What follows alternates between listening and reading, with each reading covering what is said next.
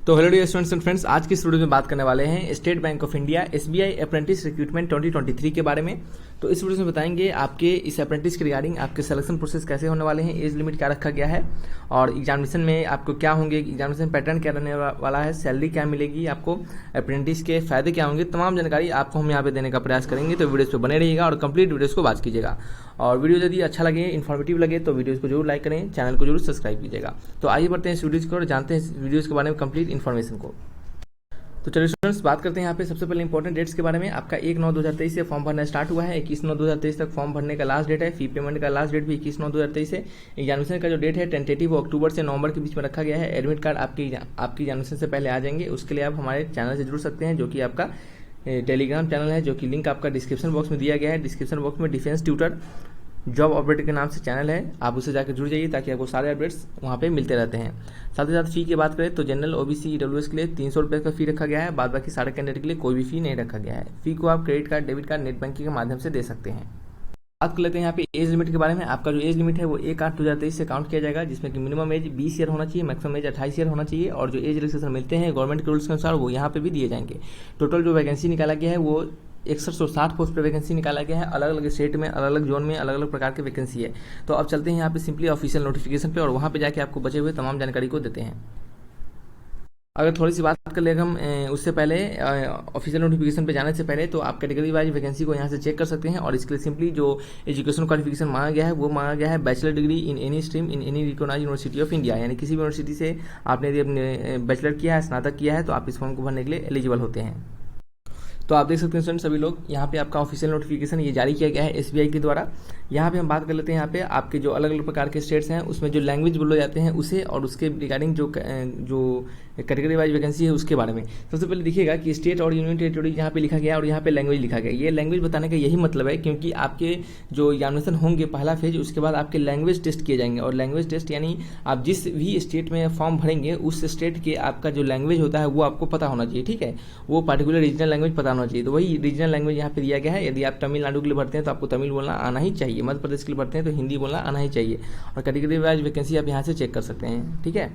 अब चलिए स्टूडेंट्स बात कर लेते हैं यहाँ पे। अगर डिस्ट्रिक्ट वाइज सीट्स को देखें तो आपका state wise district wise seats यानी यहाँ पे लिखा गया है, यानी आपके अगर छत्तीसगढ़ में 99 सीट है, उसी प्रकार से सारे स्टेट्स के रिगार्डिंग सीट्स दिए गए हैं। नंबर ऑफ सीट्स आप अपने सीट्स को यहाँ से चेक कर सकते हैं। यानी आप जिस भी स्टेट्स में भरेंगे और उस स्टेट्स के रिगार्डिंग आपके क्या होंगे स्टूडेंट्स, आपके सिलेक्शन प्रोसेस होंगे और उसी स्टेट्स के रिगार्डिंग आपके कट ऑफ भी डिसाइड किए जाएंगे, यानी कट ऑफ आएंगे, ठीक है। अगर बात कर लेते हैं सिलेक्शन प्रोसेस के बारे में, तो आपका सिलेक्शन प्रोसेस में आपके जनरल और फाइनेंस अवेयरनेस के क्वेश्चन आएंगे, जनरल इंग्लिश होंगे, क्वांटिटी एप्टीट्यूड होंगे, रीजनिंग होंगे। टोटल 100 क्वेश्चन होंगे 100 मार्क्स के और सेक्शनल कट ऑफ दिए जाएंगे। यानी सभी सेक्शन में आपको अलग अलग आपके मार्क्स होंगे, नहीं सॉरी सभी सेक्शन में अलग अलग क्या होंगे आपके टाइम होंगे, ठीक है। तो आपको सेक्शनल टाइम यहाँ पे दिया जाएगा और ओवरऑल 60 मिनट का समय होगा, ठीक है।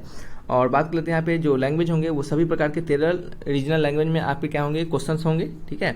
और इंग्लिश के जो क्वेश्चन होंगे वो सिर्फ इंग्लिश में होंगे, ठीक है। और जो हमने आपको बताया है लैंग्वेज के बारे में, अगर आप पहले एग्जामिनेशन को क्रैक कर लेते हैं, यानी आपका जो पहला जो रिटन एग्जामिनेशन है यदि आप इसको निकाल लेते हैं तो आपका क्या होगा, वहाँ पे सिंपली दूसरे में आपका लोकल लैंग्वेज का टेस्ट होगा। वहाँ पे सिंपली आपको यह दिखा जाएगा कि आपको लैंग्वेज, लोकल लैंग्वेज आपको आता है कि नहीं आता है।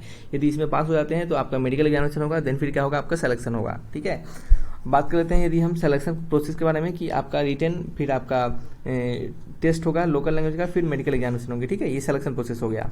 और अगर हम बात कर लेते हैं यहाँ पे सिंपली आगे, तो ये भी समझ लीजिए कि आपका जो पीरियड रहेगा ये बिल्कुल आपके 1 ईयर का पीरियड रहेगा, यानी 1 साल का क्या रहेगा, ये आपका अप्रेंटिस का पीरियड रहेगा, ठीक है। उसी 1 साल के बीच में आपको क्या दिया जाएगा, अप्रेंटिसशिप आपको दिया जाएगा, ठीक है।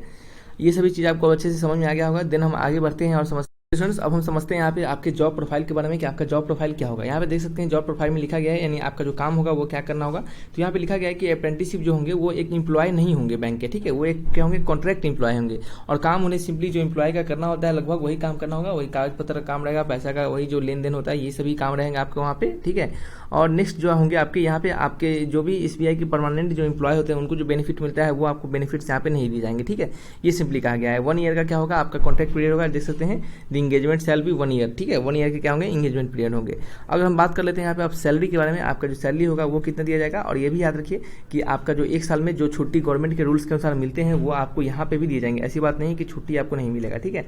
यहाँ पे आपका ट्रेनिंग का ड्यूरेशन 1 ईयर है, आप देख सकते हैं। और बात करते हैं यहाँ पे स्टाइपेंड बेनिफिट्स के बारे में। तो स्टाइपेंड बेनिफिट्स आपको 15,000 का स्टाइपेंड मिलेगा पर मंथ का फॉर एंगेजमेंट ऑफ 1 पीरियड के एंगेजमेंट का। देन फिर the apprentice are not eligible for any other allowances और बेनिफिट, और लेकिन आपको कोई अदर अलाउंसेस और बेनिफिट नहीं दिए जाएंगे, लेकिन आपको 15,000 का सिंपली स्टाइपेंड दिया जाएगा, ठीक है। तो ये क्या होंगे, इसके सिलेक्शन प्रोसेस हो गए, आपके जॉब प्रोफाइल हो गए। आपको इसका फायदा क्या होगा, यदि आप यहाँ से अप्रेंटिस करते हैं तो जब भी आपके अगर बैंक में वैकेंसी निकलता है जिसमें कि आपका एक्सपीरियंस मांगा गया हो, या फिर ये लिखा गया हो कि कॉन्ट्रेक्चुअल वाले को आपको एक्स्ट्रा नंबर मिलता है, कभी कभी ऐसा वैकेंसी आता है जिसमें कॉन्ट्रैक्ट बेसिस वाले को एक्स्ट्रा नंबर मिलता है, तो वहाँ पे आपको ये फायदा मिलेगा, ठीक है। जरूरी नहीं कि एसबीआई में ही, दूसरे बैंक में भी आपको फायदा मिलेगा। तो ये इसके क्या होते हैं, फायदा होते हैं अप्रेंटिसशिप करने का। तो शायद आपको सभी जानकारी मिली होगी यहाँ पे। यदि किसी प्रकार का कोई डाउट हो तो हमसे कमेंट बॉक्स में लिखकर पूछ सकते हैं। तब तक रखते हैं इस वीडियो को, मिलेंगे नेक्स्ट वीडियो में। Thanks for watching.